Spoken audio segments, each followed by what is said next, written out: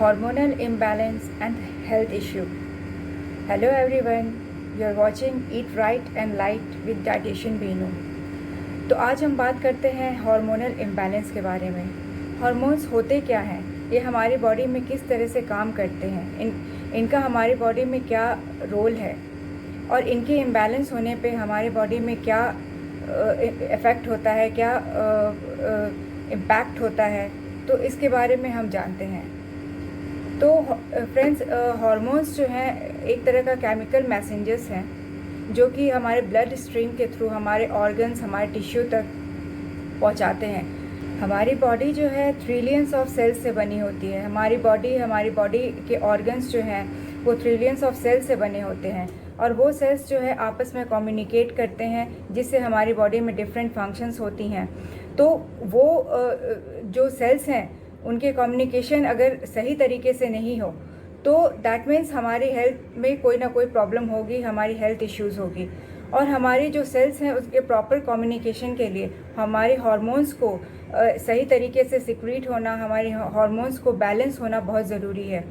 Hormonal imbalance means या तो ज़रूरत से ज़्यादा हार्मोन सिक्रीट हो रहे हैं हमारे बॉडी में, यानी तो ज़रूरत से कम हार्मोन सिक्रीट हो रहे हैं, जिससे हमारी सेल्स की प्रॉपर कम्युनिकेशन नहीं हो रही है और जिससे हमारी बॉडी में हेल्थ इश्यूज़ हो रहे हैं। तो हमारी फिटनेस के लिए, हमारी गुड हेल्थ के लिए जो है हार्मोन्स का सही लेवल में सिक्रीट होना बहुत ज़रूरी है। तो एक गुड हेल्थ के लिए, फिटनेस के लिए जो है हार्मोनल हेल्थ और हमारी जो गट हेल्थ है वो दोनों को बैलेंस रहना बहुत ज़रूरी है। अगर हमारे बॉडी में हार्मोन्स बैलेंस नहीं है, सही तरीके से सिक्रीट नहीं हो रही है, दैट मीन्स हमारी बॉडी में इंसुलिन हुआ या थायरॉक्सिन हुआ या सिस्ट हुआ या इनफर्टिलिटी हुआ या कॉर्टिसोल हार्मोन्स हुए या लैक्टिन हुए, ये सारे हार्मोन्स जो हैं सही तरीके से काम नहीं कर रहे हैं, सिक्रीट नहीं हो रहे हैं, बैलेंस तरीके से काम नहीं कर रहे हैं, जिससे हमारी बॉडी में डायबिटीज़ हो या थायराइड हो या पीसीओडी हो, ये सब प्रॉब्लम्स, ये सब इश्यू जो है हमारी बॉडी में आ जाती हैं। और सेकंड है जो गट हेल्थ है। गट हेल्थ में अगर सही तरीके से वर्क नहीं कर रहा है तो वो हमारी बॉडी में इंडाइजेशन होती है। इंडाइजेशन की वजह से वो इन्फ्लेम्ड हो जाती है, जिससे कि हमारी जो मेटाबॉलिज्म है वो पुअर हो जाती है और हमारी इम्यूनिटी लो हो जाती है। इसलिए हमारी सही हेल्थ के लिए जो है हार्मोन का बैलेंस होना और हेल्दी गट होना, ये दोनों को बैलेंस में रखना, दोनों को सही ढंग से रखना बहुत ज़रूरी होता है। अगर ये हमारी हार्मोन्स अगर बैलेंस नहीं है, इम्बैलेंस है और जो गट है हमारी हेल्दी नहीं है तो हमें वेट गेन हो सकता है, स्ट्रेस हो सकता है, आइसोमेनिया जिससे रात में नींद नहीं आती है, स्लीपिंग प्रॉब्लम होती है, सीकनेस होती है हमारी बॉडी में और बहुत सारे हेल्थ इश्यूज़ हो जाते हैं। हार्मोन्स जैसे एस्ट्रोजन हुआ या टेस्टोस्टेरोन हुआ या इंसुलिन हुआ, एड्रेनलिन हुआ, ये इस तरह के ये जो हार्मोन्स है वो हमारे बॉडी के डिफरेंट फंक्शन के लिए ज़रूरी होता है। ये जो हार्मोन्स है वो हमारी बॉडी के डिफरेंट ऑर्गन से प्रोड्यूस होता है, लेकिन ये एक साथ काम करते हैं हमारी बॉडी के डिफरेंट फंक्शन को रेगुलेट करने के लिए। इनमें से अगर एक भी हार्मोन अगर अप या डाउन होता है या इम्बैलेंस होता है तो दैट मीन्स हमारी बॉडी में हेल्थ इशू या कुछ हेल्थ प्रॉब्लम्स आने के चांसेस रहते हैं। एस्ट्रोजन एंड प्रोजेस्टेरोन ये दो कॉमन हार्मोन्स हैं जो कि फीमेल बॉडी में ज़्यादा फ्लक्चुएट करता है, क्योंकि over use birth control pills लेने के कारण, यानी तो बहुत ज़्यादा स्ट्रेस लेने के कारण, या ओवर यूज़ ऑफ कॉस्मेटिक्स या जो ब्यूटी प्रोडक्ट्स होते हैं जो कि कई बार वो हमारी स्किन जो है उसको एब्जॉर्ब करती है और उसके कारण जो हार्मोनल इम्बैलेंस होती हैं बॉडी में, फीमेल बॉडी में, वो एक बहुत बड़ा कारण होता है फीमेल हार्मोन्स के इम्बैलेंस होने में।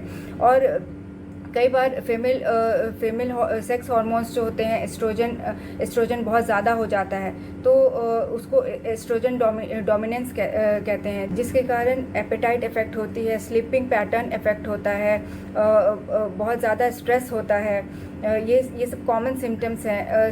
सेकेंडरी जो है वो PCOS, जो कि पॉलीसिस्टिक सिंड्रोम के नाम से जाना जाता है, वो आजकल यंग जो भी गर्ल्स हैं उनमें बहुत ज़्यादा कॉमन हो गया है। हर एक 5 में से एक जो गर्ल है उनको ये PCOS की प्रॉब्लम्स आ रही हैं। तो इसके कारण जो होता है, इसके मेनली क्या सिम्टम्स हैं? इसके सिम्टम्स हैं वेट गेन होना, एक्ने होना, या नहीं तो इनफर्टिलिटी होना, या रिस्क ऑफ डायबिटीज़, या एबनॉर्मल हेयर ग्रोथ होना, मतलब जैसे लिप्स के ऊपर या चिन पे या चेस्ट पे ऐसे जगहों पे हेयर का ग्रो होना, या नहीं तो हेयर फॉल्स होना। ये मेनली इसके सिम्टम्स हैं।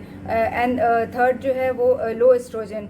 तो फीमेल्स बॉडी में कई बार लो एस्ट्रोजन होता है, जितना चाहिए होता है उतना नहीं होता है, जिसके कारण जो है पीरियड्स इरेगुलर होते हैं, या नींद नहीं आती है, बहुत ज़्यादा स्ट्रेस होता है, मूड फ्लक्चुएशन होता है बहुत ज़्यादा। तो कुछ ऐसे सर्टेन फूड्स होते हैं जो कि बॉडी में होने वाले जो भी हार्मोनल इम्बैलेंस है उनको बैलेंस करने में और ओवरऑल हेल्थ को इम्प्रूव करने में काफ़ी उसकी अहम भूमिका होती है, काफ़ी इम्पोर्टेंस होता है। तो चलिए अब बात करते हैं उन ऐसे फूड्स के बारे में जो कि हार्मोन को बैलेंस करने में काफ़ी अच्छा माना जाता है। तो पहले हम बात करते हैं गुड फैट्स के बारे में। गुड फैट्स में आता है हमारे कोकोनट ऑयल, देसी घी। कोकोनट ऑयल जो कि वेगन्स के लिए काफ़ी अच्छा माना जाता है। कोकोनट ऑयल में जो है बिल्डिंग ब्लॉक्स होती हैं जिससे कि हार्मोन प्रोड्यूस हो सके हमारी बॉडी में। और कोकोनट ऑयल जो है वो वेट लॉस के लिए भी काफ़ी अच्छा माना जाता है। हमारी बॉडी के जो भी इन्फ्लेमेशन होती है हमारी बॉडी में उसको भी वो काफ़ी हद तक कम करता है। तो ओवरऑल जो कोकोनट ऑयल है वो अमेजिंग है, बहुत अच्छा है। और जिनको जो वेगन नहीं है, जो एनिमल प्रोडक्ट्स ले सकते हैं, वो उनके लिए देसी घी भी है, जो मॉडरेट अमाउंट में जैसे 2 से 3 टीस्पून डेली अपने डाइट में जो है उसको इंक्लूड कर सकते हैं देसी घी को। देसी घी में जो है फैट सॉल्युबल विटामिन जैसे विटामिन ए हुआ, विटामिन डी हुआ। इसके बाद जितने नट्स एंड सीड्स जो हैं वो हम अपने फूड में इंक्लूड कर सकते हैं। नट्स एंड सीड्स में भी काफ़ी अच्छा हेल्दी फैट होता है जो कि एक बिल्डिंग ब्लॉक की तरह काम करता है, जो हमारे हार्मोन्स को जो है सिक्रीट करने में सही अमाउंट में सिक्रीट करने में काफ़ी हेल्प करता है। नट्स जैसे वॉलनट हुआ, आलमंड हुआ, इसमें बहुत अच्छे जो है गुड फैट्स, सही अमाउंट में गुड फैट्स रहते हैं, तो इसको हम अपने डेली डाइट में इंक्लूड कर सकते हैं। नेक्स्ट है क्रूसीफेरस वेजिटेबल्स, जो कि जिसमें ब्रोकली आता है, कैबेज आता है। तो इन सारे वेजिटेबल्स को हम जो है अपने डेली डाइट में इंक्लूड कर सकते हैं। इसमें फाइटो एस्ट्रोजेनिक होता है जो कि एस्ट्रोजन हार्मोन को बैलेंस करने में काफ़ी मदद करता है। इसमें कैल्शियम भी होता है जो कि हमारे ऑस्टियोपोरोसिस जैसे प्रॉब्लम्स को भी कम करता है। और ये जैसे जिनको थायराइड है या थायराइड जैसे प्रॉब्लम है तो उनको जो क्रूसीफेरस वेजिटेबल्स को रॉ में नहीं लेना चाहिए, उनको कुक्ड फॉर्म में लेना चाहिए, वेल कुक्ड फॉर्म में वो ले सकते हैं। इसके बाद बात करते हैं जैसे पोमोग्रेनेट एक ऐसा फ्रूट है जिसमें कि ऐसी प्रॉपर्टीज़ रहती है जो कि अगर हमारी बॉडी में अगर excess hormone excess oestrogen produce हुआ तो उसको बैलेंस करने में, जो बैड एस्ट्रोजन है उसको रिड्यूस करने में वो काफ़ी अच्छा माना जाता है। और उसमें एक ऐसे केमिकल्स होते हैं, ऐसी प्रॉपर्टीज़ होती है जो कि कैंसर जैसे डिजीज़ को के साथ फाइट करने में, उसके रिस्क को कम करने में काफ़ी अच्छा माना जाता है। उसके बाद प्रोबायोटिक्स हुआ। प्रोबायोटिक्स भी हमारे हार्मोन्स के लिए, हमारे हार्मोन्स प्रोडक्शन के लिए, बैलेंस करने के लिए काफ़ी अच्छा माना जाता है। प्रोबायोटिक्स जैसे हम कर्ड हुआ, योगर्ट हुआ, बटर मिल्क हुआ, बहुत सारे फूड्स जो कि फर्मेंट करके बनाए जाते हैं, लाइक इडली, डोसा या ढोकला हुआ, यानी तो राइस कंजी हुआ या मीसो हुआ, तो ऐसे जो प्रोबायोटिक्स जितने हैं उसको हम ले सकते हैं। वो हमारे हार्मोन्स को बैलेंस करने में काफ़ी अच्छा होता है। वो हमारे लीवर को भी क्लीन करता है, हमारी बॉडी को डिटॉक्स करता है। तो इस तरह से जो प्रोबायोटिक्स है वो ओवरऑल हेल्थ के लिए भी बहुत अच्छा माना जाता है। उसके बाद हुआ बीन्स एंड लेंथिल्स जो भी, या स्प्राउट्स, इसको अपने डाइट में ज़रूर इंक्लूड करना चाहिए। इसमें good amount of protein, good quality of protein होता है, इसमें जिंक होता है जो कि हार्मोन को बैलेंस करने में काफ़ी इसका इम्पॉर्टेंट रोल रहता है। इसके साथ साथ इसमें एसेंशियल विटामिन्स एंड मिनरल्स होता है जो कि हमारे जो भी हार्मोनल इम्बैलेंस है उसको कम करने में काफ़ी हद तक मदद करता है। कुछ स्पाइसेस ऐसे हैं जो हमारे हार्मोन्स को बैलेंस करने में काफ़ी मदद करते हैं, जैसे सिनामोन हुआ, या जिंजर हुआ, गार्लिक हुआ, या ड्रमस्टिक्स हुए, या फेनल सीड्स हुए। तो इन सब स्पाइसेस को काफ़ी अच्छा माना जाता है हार्मोन को बैलेंस करने के लिए, अच्छा रहेगा। इसके बाद कॉम्प्लेक्स कार्ब्स जैसे मिलेट हुआ, या किनुआ हुआ, या स्वीट पोटैटो हुआ, ऐसी चीज़ों को हमने डाइट में इंक्लूड कर सकते हैं। इसके ग्लाइसेमिक इंडेक्स काफ़ी लो रहते हैं, जिससे कि ब्लड शुगर लेवल स्पाइक नहीं कर पाता है। इसके बाद जो एक्सेस अमाउंट में अल्कोहल हुआ या कैफीन हुआ, उसका कंजम्पशन जो है हमें लिमिट करना चाहिए, एक्सेस अमाउंट में नहीं लेना चाहिए। एंड बहुत सारी जो मेडिसिन हैं उसको अवॉइड करना चाहिए, जैसे बर्थ कंट्रोल है उसको बिल्कुल अवॉइड करना चाहिए। बर्थ कंट्रोल जैसे मेडिसिन काफ़ी हद तक जो है हार्मोन्स को इम्बैलेंस कर देता है। इसके बाद जैसे हार्श टॉक्सिक केमिकल्स होते हैं, या हमारी बॉडी ऐसे सराउंडिंग्स में होती हैं जैसे जहाँ पे केमिकल्स, टॉक्सिक केमिकल्स का काफ़ी जो है इन्वॉल्वमेंट होता है। बहुत सारे केमिकल्स जो ब्यूटी प्रोडक्ट्स होते हैं जो हम अपने स्किन में, हम अपने हेयर में अप्लाई करते हैं, उसकी वजह से हार्मोन्स इम्बैलेंस होता है। तो इन सब चीज़ों को जो है हमें कम से कम यूज़ करना चाहिए, और जितने हर्बल प्रोडक्ट्स हैं उनको कोशिश करनी चाहिए उसको यूज़ करने का। इसके बाद ओवर ईटिंग या अंडर ईटिंग हम कर लेते हैं कई बार, तो इसके कारण भी जो है हार्मोन्स हमारी डिस्टर्ब हो जाती है, इम्बैलेंस हो जाती है।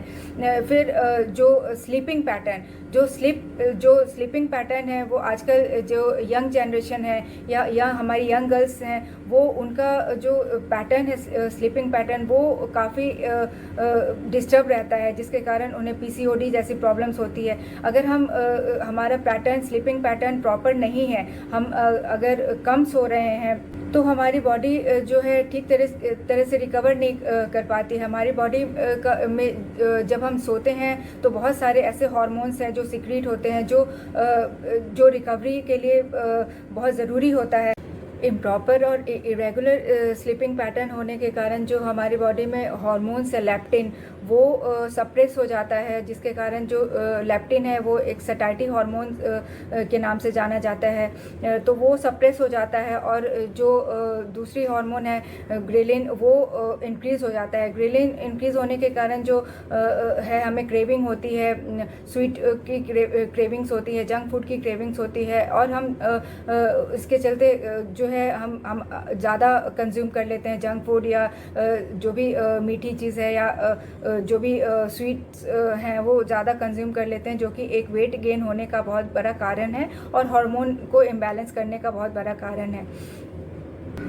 इसके बाद अगर हम एक्सरसाइज रेगुलर करें, वो चाहे कार्डियो एक्सरसाइज हो या नहीं तो सिंपल वॉकिंग ही करें, या कुछ योगासन करें, या अपनी बॉडी की मूवमेंट ठीक रखें, एक्सरसाइज रेगुलर करें, तो इससे जो है हमारे जो हार्मोन्स है वो बैलेंस तरीके से काम करेगी, और हमें जो भी हेल्थ इश्यू है वो कम होगी। तो रेगुलर एक्सरसाइज से भी काफ़ी हद तक हम अपने हार्मोन्स को बैलेंस कर सकते हैं। इसके बाद स्ट्रेस हुआ, एक स्ट्रेस जो है वो तो एक बहुत बड़ा कारण है ही बाकी सब हेल्थ इश्यूज़ का और हमारे हार्मोन्स को इम्बैलेंस करने का। तो हमें जो है प्रॉपर स्ट्रेस मैनेजमेंट करना चाहिए, जिससे हमें स्ट्रेस कम हो सके, हमारी जो हार्मोन्स है वो लेवल हो सके।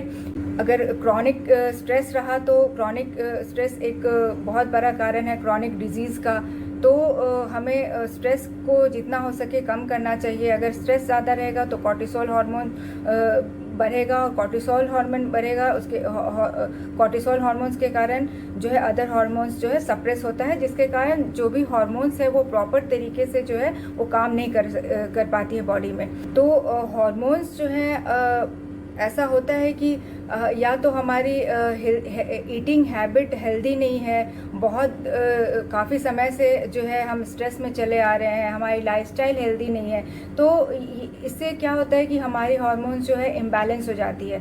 तो हमें अपने हार्मोन्स को बैलेंस करने के लिए, सही तरीके से काम करने के लिए जो है हमें अपने लाइफस्टाइल को चेंज करना होगा। हमें एक consistent lifestyle, healthy habits, healthy eating habits अपने में डेवलप करनी पड़ेगी, जिससे हमारे हार्मोन्स या हार्मोन से रिलेटेड जो हेल्थ इशू है वो कम हो सके, वो ख़त्म हो सके। तो फ्रेंड्स, होप आपको ये वीडियो आपके लिए हेल्पफुल हो, यूज़फुल हो, और अगर आपको अच्छा लगे तो आप इसे सब्सक्राइब करना ना भूलें, इसे लाइक करना ना भूलें, and keep sharing. Stay healthy. Bye bye.